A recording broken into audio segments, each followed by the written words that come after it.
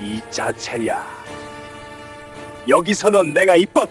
경기도의 11월 바람은 칼날처럼 매서웠다. 낡은 군용 트럭이 몸을 떨며 시커먼 연기를 뿜어내더니 한국의 강철의 선봉이라 불리는 제707 특수임무단 위병소 앞에 멈춰섰다. 강지원의 새카만 군화 위로 진흙이 튀어올랐다. 그녀는 배낭을 굳혀매고 검은 눈동자로 철조망 울타리와 높이 솟은 감시탑을 빠르게 훑었다. 군 인사기록상 그녀는 강지원, 26세, 실업급여를 받기 위해 자원 입대한 부산 출신의 백수였다. 하지만 그 헐렁한 군복 깊은 곳에는 강 소장이 있었다. 그녀는 3개월 전 이곳에서 발생한 도심병의 의문사, 우울증으로 인한 자살로 은폐된 죽음들을 조사하라는 대통령의 직접적인 밀명을 받은 상태였다. 하차! 빨리빨리 움직여 이 쓰레기들아! 김 상사의 귀를 찢는 듯한 고함 소리가 축축한 공기를 갈랐다. 수십 명의 신병들이 덜덜 떨며 뛰어내리다 질척한 진흙바닥에 처박히고 미끄러졌다. 지원은 가볍게 뛰어내려 불필요한 소리 하나 내지 않고 안정적으로 착지했다. 그녀는 고개를 숙여 일부러 웅크리고 겁에 질린 듯한 자세를 취했다. 하지만 연병장에 발을 들인 첫 순간부터 지원은 썩은 냄새를 맡았다. 모든 신병이 트럭을 타고 온 것은 아니었다. 연병장 반대편에 번쩍거리는 검은색 SUV 한 대가 급정거했다. 문이 열리고 3명의 청년이 내렸다. 그들의 군복은 지원의 무리가 입은 색바래고 헐렁한 옷과는 달리 몸에 딱 맞게 재단되어 있었다. 짧게 깎았지만 왁스를 발라 윤이 나는 머리를 한 선두의 사내, 바로 박민우였다. 그는 선글라스를 벗어 옆에서 굽실거리는 당직 장교에게 던져주고는 태연하게 담배를 꺼내 불을 붙였다. 연병장 한가운데서 수백 명의 군인들이 보는 바로 앞에서 야 김상사, 민우가 담배 연기를 내뿜으며 나른한 어조로 말했다. 비가 와서 내 신발이 더러워지잖아. 저기 샌드백들 시켜서 길 좀 깔라고 안 했어? 방금 전까지 지원의 무리에게 맹수처럼 고함치던 김상사가 지금은 역겨울 정도로 아부하는 미소를 지었다. 그는 획 돌아설더니 빗속에서 떨고 있는 일반 신병들에게 진압봉을 겨누었다. 거기 너! 그리고 너! 그가 지원 옆에 서 있던 마른 체격의 청년 이동혁과 다른 신병을 지목했다. 야상 벗어! 저기 무릉덩이에 깔아 박도련님 지나가시게. 동혁은 멍하니 서 있었다. 그가 더듬거렸다. 보고 드립니다 상사님. 군복은 군인의 명예. 짝! 김 상사의 손바닥이 동혁의 뺨을 얼마나 세게 후려쳤는지 그가 비틀거렸고 입가에서 피가 흘러나왔다. 명예? 너 같은 흙수저 새끼가 명예를 노네? 박도련님 신발이 너희 집 전 재산보다 비싼 건 알고 있냐? 당장 실시해. 빗줄기가 굵어지기 시작했다. 지원은 대열 속에 가만히 서 있었지만 주머니 속의 주먹은 꽉 쥐어져 손톱이 살을 파고들고 있었다. 그녀의 살인 본능은 당장 달려나가 저 상사의 손목을 부러뜨리고 싶어 아우성쳤지만 장군으로서의 강철 같은 이성이 그녀를 붙잡았다. 아직 때가 아니야. 이 썩은 종양의 규모를 확실히 봐야 해. 동혁은 섭씨 5도의 추위 속에서 자신을 지켜주는 유일한 보온 수단인 야전상의를 떨리는 손으로 벗어 박민우의 구두 앞 시커먼 흙탕물 위에 깔았다. 박민우는 입꼬리를 올리며 뼈에 사무칠 정도로 경멸적인 미소를 지었다. 그는 옷 위로 올라가 일부러 발 뒤꿈치를 세게 지시겨 가슴에 달린 태극기 마크를 진흙 속에 뭉개버렸다. 폭신하고 좋네. 그가 비웃으며 땅에 무릎 꿇은 동혁을 지나쳐갔다. 깨끗이 빨아놔라. 오늘 밤 내 눈에 하얗게 안 보이면 네 혀로 화장실 바닥을 청소하게 될 줄 알아. 민우의 추종자들도 깔깔대며 뒤를 따랐고 저마다 일부러 옷을 한 번씩 밟고 지나갔다. 지원은 박민우의 뒷모습을 뚫어지게 쳐다보았다. 그녀의 머릿속 사신의 명구에 첫 번째 이름이 적히는 순간이었다. 407 부대에서의 첫날 밤은 산전수전 다 겪은 지원에게도 문화 충격이었다. 이곳의 계급 차별은 암묵적인 것이 아니라 노골적이고 잔혹하게 존재했다. 숙소는 둘로 나뉘어 있었다. A구역, 일명 궁전은 박민우 같은 VIP 그룹을 위한 곳으로 2인 1실에 난방기, 푹신한 매트리스, 심지어 밀반입된 술과 간식이 가득 찬 냉장고까지 있었다. 지원과 일반 신병들이 머무는 B구역은 돼지우리라고 불렸다. 기조건 방에 20명이 구겨져 들어갔고 곰팡이와 땀, 하수구 냄새가 진동했다. 유리창은 깨져 칼바람이 얼굴을 때렸고 침구는 하수구물에 일주일은 담가둔 것처럼 축축하고 악취가 났다. 괜찮아? 지원이 구석에 웅크리고 앉아 진흙투성이가 된 군복을 떨리는 손으로 쥐고 있는 동혁에게 나직이 물었다. 동혁이 고개를 들었다. 눈시울이 붉었지만 필사적으로 눈물을 참고 있었다. 괜찮습니다. 그냥 707 특임대가 이런 곳일 줄은 몰랐습니다. 저는 3년 동안 훈련했고 밤에는 배달 알바를 하며 무술 학원비를 벌었습니다. 오직 이곳에 들어와 헌신하고 싶어서. 여긴 헌신 따위 필요 없어. 철수라는 다른 신병이 겁에 질린 목소리로 속삭였다. 여기서 필요한 건 돈과 권력이야. 소문 못 들었어? 3개월 전에 죽은 두 사람 박민우한테 대들다가 그렇게 됐다는 얘기가 있어. 방 안의 공기가 납처럼 무겁게 가라앉았다. 공포가 모두를 잠식했고 이제 막 군인으로서의 삶을 시작한 젊은 청년들의 의지를 옥죄었다. 갑자기 귀를 찢는 듯한 사이렌 소리가 울렸다.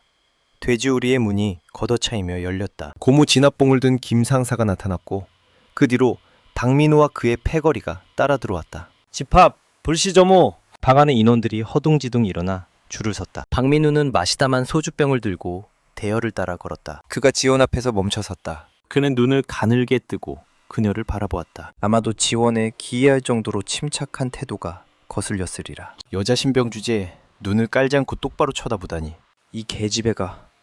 민우가 지원의 얼굴에 술 냄새를 확 풍겼다. 어딜 꼬라봐. 눈이 예쁜데 판에서 술이라도 담가줄까? 지원은 부동자세를 유지한 채 차가운 목소리로 말했다. 보고 상관을 보고 있습니다. 규정에는 맞는 대답이었지만 그 어조에 숨겨진 은근한 도전이 민우를 격분하게 했다. 그는 어떤 개돼지에게도 이런 말대꾸를 들어본 적이 없었다. 상관? 민우가 비릿하게 웃더니 갑자기 소주병에 든 술을 지원의 얼굴에 확 뿌렸다. 독한 액체가 그녀의 눈, 코, 입으로 흘러내렸다. 난 네 상관이 아니야. 난 이곳의 신이다. 민우가 으르렁거렸다. 김상사, 이 계집애랑 저 쥐새끼. 그가 동혁을 가리켰다. 태도가 불량해. 오늘 밤 확실하게 교육 좀 시켜. 김상사는 즉시 알아들었다. 그가 음흉하게 웃었다. 알겠습니다, 도련님. 전원 연병장으로 집합. 야간 훈련 실시. 쓰레기장 포복. 적액 치려단 주방 뒤편의 쓰레기장은 천여 명의 병력이 배출한 음식물 쓰레기가 모이는 곳이었다. 겨울이라 쓰레기 더미는 빨리 썩지 않았지만 대신 끈적끈적한 덩어리로 변해 뼈 조각과 통조림 캔들로 인해 날카롭게 얼어붙어 있었다. 엎드려! 김상사가 고함쳤다. 지원, 동혁, 그리고 재수업대에 걸린 다른 3명의 신병은 질척하고 악취나는 땅바닥에 엎드려야 했다. 기어! 머리 쳐드는 새끼는 목을 분질러 버릴 테니까. 박민우와 그의 친구들은 가져온 접이식 의자에 앉아 차가운 맥주를 들고 마치 리얼리티 쇼를 보듯 고문 현장을 즐기며 낄낄거렸다. 그들은 땅바닥을 기는 신병들에게 맥주 캔과 뜯어먹던 닭뼈를 던졌다. 힘내라 강아지들아.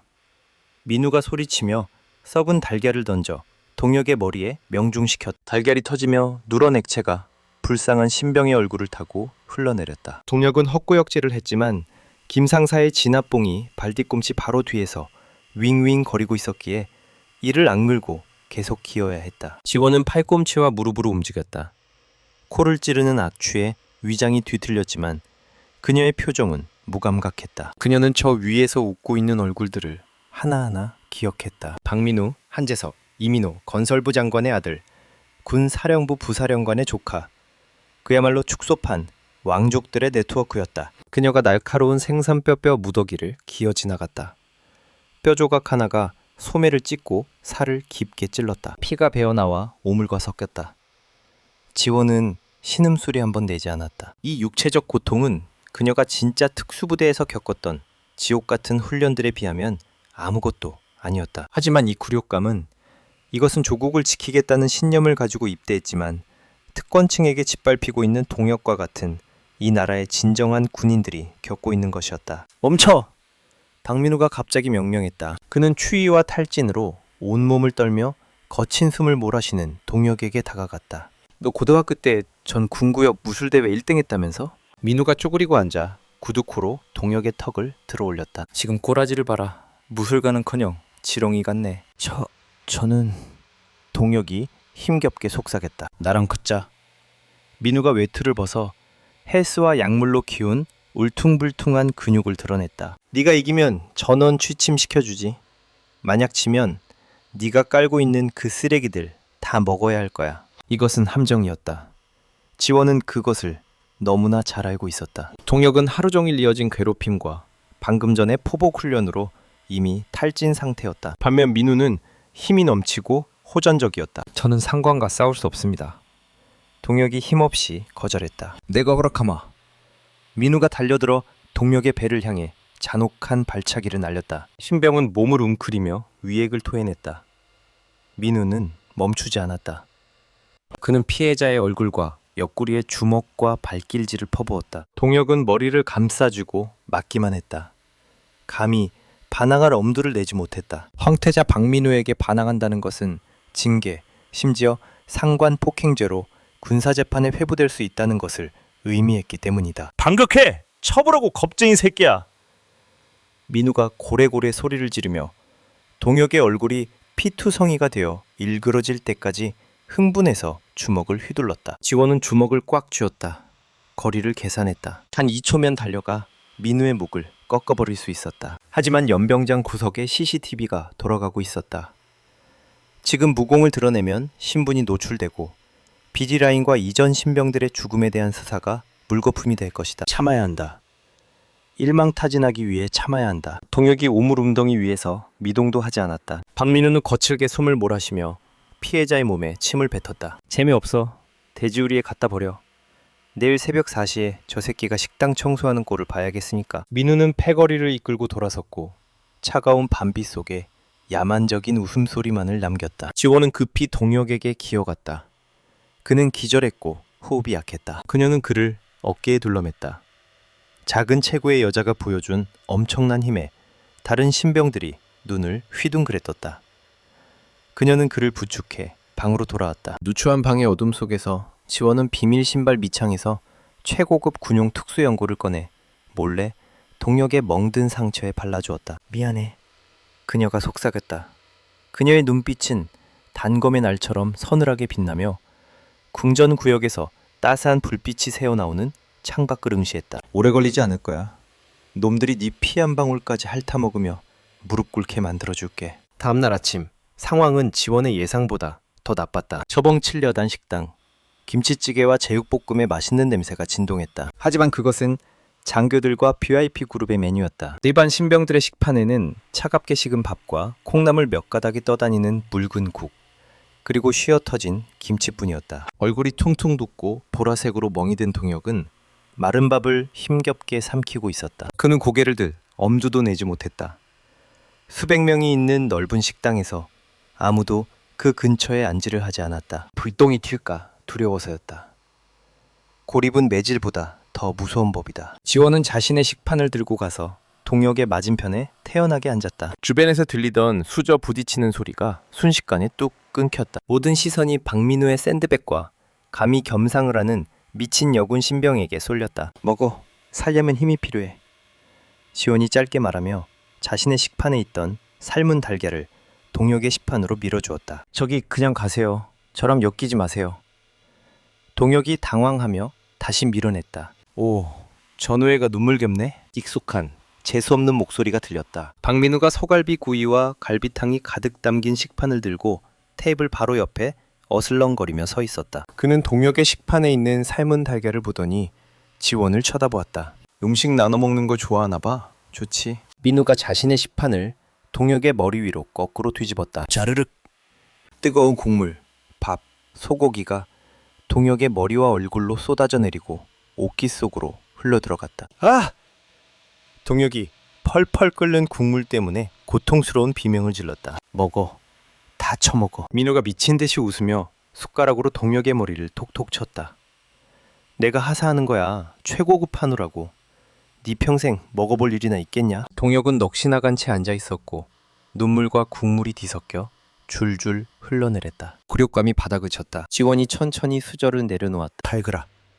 가벼운 소리였지만 죽음처럼 고요한 식당 안에서는 선명하게 울렸다. 그녀가 일어섰다. 강민우가 그녀를 돌아보며 도발하듯 눈썹을 치켜떴다. 왜? 넌 뭐하네?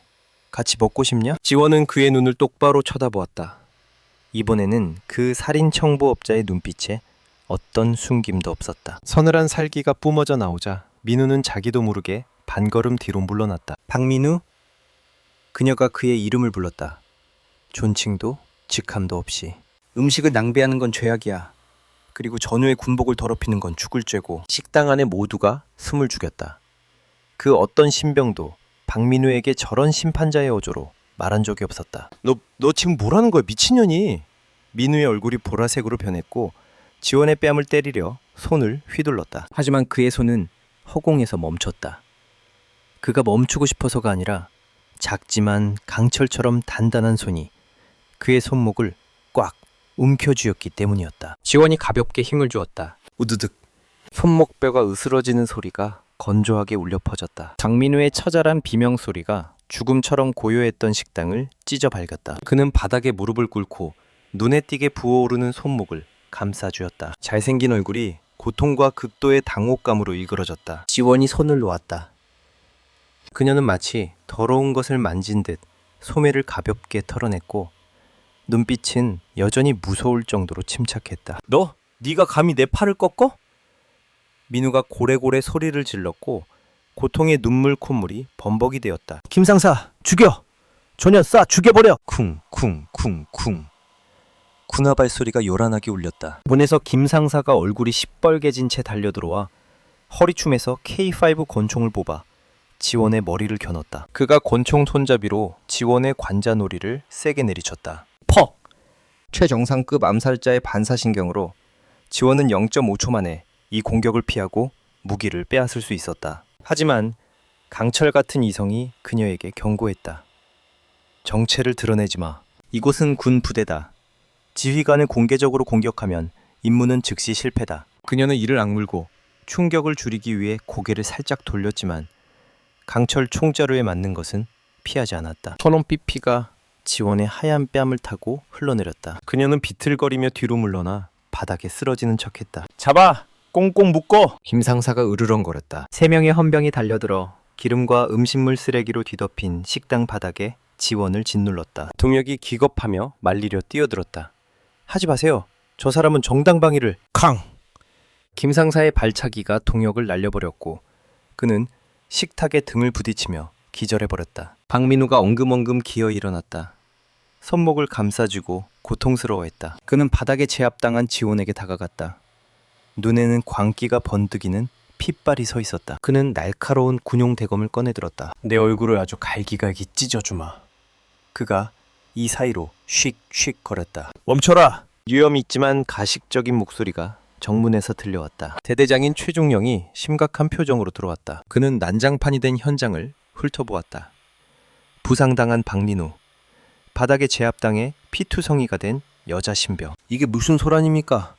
박도련님, 괜찮으십니까? 민우 쪽으로 고개를 돌리자마자 그의 목소리는 순식간에 다정하게 변했다. 최중령 개새끼야. 너 군대 관리 이따위로 할 거야? 민우는 체면 따위 없이 중령에게 쌍욕을 퍼부었다. 이 기집애가 날 암살하려고 했어. 내 팔을 부러뜨렸다고. 전현 죽여버려. 당장. 최중령의 얼굴이 창백해졌다. 박 회장의 아들이 자신의 부대에서 중상을 입었다면 대대장 자리는 날아간 것이나 다름없었고 강남 아파트를 사기 위해 기다리던 거액의 후원금도 끝장이었다. 그는 독사 같은 눈빛으로 지원을 노려보았다. 신병, 강지원, 상관 폭행, 중상해 유발, 반란기도. 당장 어둠의 방에 쳐넣어 군사재판 판결을 기다린다. 폭행이 아닙니다. 지원이 고개를 들었다. 피가 흘러들어가 눈이 따가웠지만 목소리는 또렷했다. 박민우는 전우를 폭행하고 군량을 낭비했습니다. 저는 군법 위반 행위를 저지했을 뿐입니다. 닥쳐! 최중령이 소리쳤다. 여기선 내가 법이야. 끌고 가. 그리고 저놈. 그가 기절한 동혁을 가리켰다.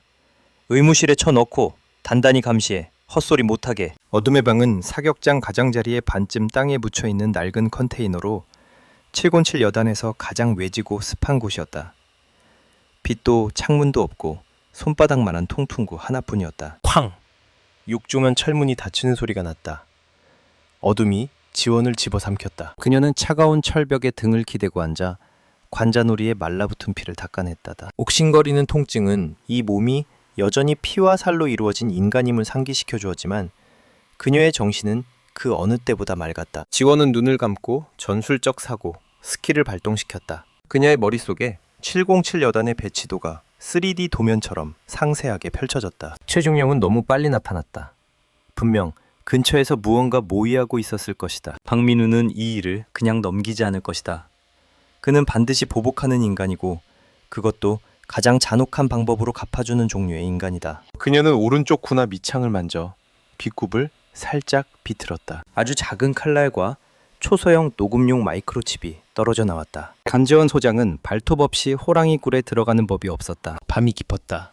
컨테이너 안의 기온이 영하로 떨어졌다. 지원이 행동을 개시했다. 이 컨테이너의 자물쇠는 낡은 전자식이었기에 정보 전문가인 그녀에게는 식은 죽 먹기였다. 그녀는 작은 칼날을 자물쇠의 회로 틈새에 찔러 넣어 두 가닥의 전선을 합선시켰다. 딸깍 문이 살짝 열렸다. 그녀는 검은 고양이처럼 빠져나와 짙은 어둠 속으로 스며들었다. 목표 최중령의 사무실. 대대장실은 지휘 통제실 건물 2층에 있었다. 연계병들은 15분 간격으로 순찰을 돌았다. 지원은 정확한 타이밍을 맞춰 CCTV 사각지대를 통과했다. 그녀는 배수관을 타고 올라가 2층 창틀에 매달린 뒤 조용히 창문을 따고 안으로 미끄러져 들어갔다. 방 안에는 시가와 양주 냄새가 진동했다. 지원은 초소형 자외선 손전등을 켰다다. 그녀는 책상 위에 컴퓨터로 빠르게 이동해 암호 해독용 USB를 꽂았다. 데이터가 복사되는 동안 그녀는 책상 서랍을 뒤졌다. 가장 아래 서랍. 훈련 서류철 뒤에 숨겨진 붉은 표지에 수첩이 있었다. 지원은 빠르게 페이지를 넘겼다. 그녀의 눈이 분노로 가늘어졌다. 이것은 살생부였다. 재벌가 자제들이 힘든 훈련을 면제받고 호의호식하기 위해 상납한 보호비 내역이 상세히 적혀 있었다. 하지만 더 끔찍한 것은 사고에 대한 기록이었다. 8월 15일 신병 정한솔 갈비뼈 3대 골절 비장 파열 원인 계단 실조 실제 박민우가 골프채로 구타 실제 VIP 그룹의 전용 수영장에서 물고문 짐승 같은 새끼들. 지원이 수첩을 꽉 움켜쥐며 속삭였다. 이 여단 전체를 군사법원에 세우고 박씨 부자를 감옥에서 썩게 만들 증거는 충분했다. 하지만 아직 떠날 수 없었다.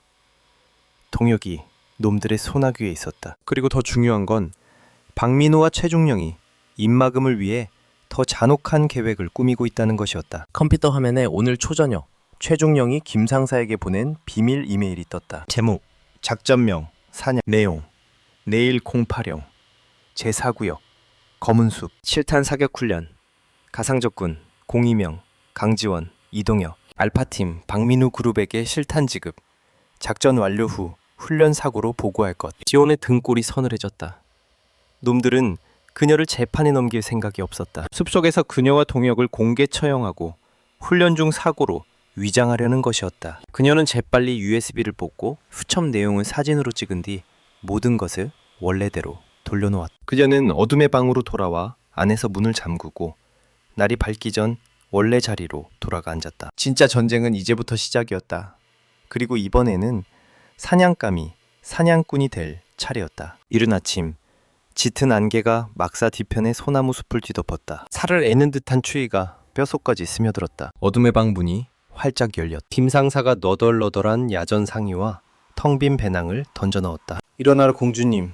오늘 특별훈련에 참가하는 영광을 누리게 됐으니까. 그는 비웃었고 그 미소에서는 죽음의 냄새가 났다. 지원이 빛을 향해 눈을 찌푸리며 걸어 나왔다. 멀리서 그녀는 동혁 역시 의무실에서 헌병 2명에게 끌려 나오는 것을 보았다. 그는 절뚝거렸고 한쪽 눈은 여전히 퉁퉁 부어뜨지 못했으며 얼굴은 공포로 넋이 나가 있었다. 그들은 지프차에 태워져 제4구역 검은숲 깊숙한 곳으로 이송되었다. 이곳은 험준한 절벽과 늪지대가 있는 원실이므로 보통 고위 특수부대 훈련에만 사용되는 곳이었다. 차가 공터 한가운데 멈췄다. 최중령이 그곳에 서 있었고 옆에는 박민우와 그의 신복 5명이 있었다. 놈들은 모두 완전 무장 상태였다. 번쩍이는 신형 K2 소총, 광합 조준경, 방탄 조끼까지 갖추고 있었다. 반면 지원과 동혁은 모든 무기를 빼앗겼다. 그들에게 지급된 것은 잉크가 번진 종이지도 한 장과 무딘 단검 한 자루뿐이었다. 규칙은 아주 간단하다. 최중령이 확성기를 통해 말했고 그의 목소리가 숲 전체에 울려 퍼졌다. 너희 둘은 청군이다. 임무는 살아남아 3시간 안에 북쪽 산 정상의 깃발까지 이동하는 것이다. 그가 박민우 쪽을 가리켰다. 그리고 이쪽은 홍군이다. 임무 청군 선멸. 동혁이 떨리는 손을 들었다. 보고 선멸이라니 무슨 뜻입니까? 페인트 탄이나 레이저 장비도 없지 않습니까? 박민우가 요란하게 장전했다. 철컥. 차가운 금속성 소리가 섬뜩하게 들렸다. 그가 K2 소총을 들어 동혁의 다리를 겨누고 방아쇠를 당겼다. 탕! 총알이 동혁의 군화코 바로 앞 땅을 파헤치며 흙먼지를 일으켰다. 동혁이 비명을 지르며 주저앉았다. 얼굴에서 핏기가 싹 가셨다. 실탄입니까? 당신들 미쳤어. 이건 살인이야. 쉿! 민우가 손가락을 입에 갖다 대며 야만적으로 웃었다. 이건 실전훈련이야, 멍청한 새끼야. 총기 사고는 흔한 일이지. 도망칠 시간 5분 준다. 그 뒤엔 사냥을 시작하지. 그가 지원을 보았다. 복수심에 불타는 눈빛이었다. 특히 너, 이 암캐년. 죽이기 전에 사지를 벌집으로 만들어주마. 5분 시작. 최중령이 크게 외치고는 태연하게 주위 텐트 쪽으로 등을 돌려 곧 벌어질 범죄를 묵인했다. 지원은 아무 말도 하지 않았다. 그녀는 달려가 동혁을 부축해 일으켰다. 뛰어 당장. 그녀는 다리에 힘이 풀린 신병을 끌고 덤불 속으로 뛰어들었다. 강 신병님, 우린 죽었어요. 저놈들 실탄을 쓴다고요.